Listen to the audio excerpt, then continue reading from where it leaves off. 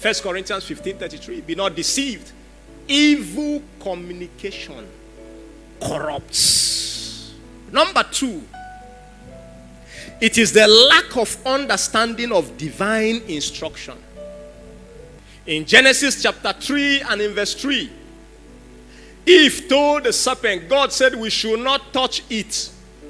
But that was never said. God didn't tell them, don't touch it. Eve added, we should not touch it. So I want to believe that the devil started from there. He said, who told you that if you touch it, anything will happen? Mind what runs through your mind. As he thinketh in his heart, so is he. You are a slave of your mindset. Genesis chapter 2 and in verse 17. Genesis chapter 2 and in verse 17. Hear what God said there. Genesis 2:17. But of the tree of the knowledge of good and evil, thou shalt not eat of it. For in the day that thou eatest thereof, thou shalt die. There is nothing like thou shalt not touch it.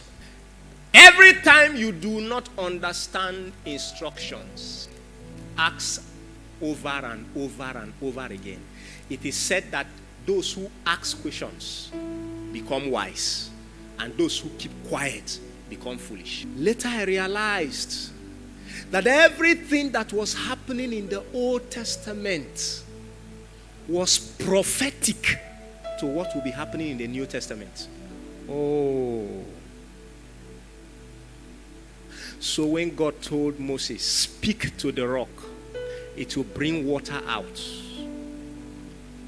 Moses thought, I've been using this rod and it has been working signs. Please relax. Sit down. I've been using this rod and it has been working signs. If the rod can do it, why waste time? Bah! Do you know that second striking is the reason people backslide today?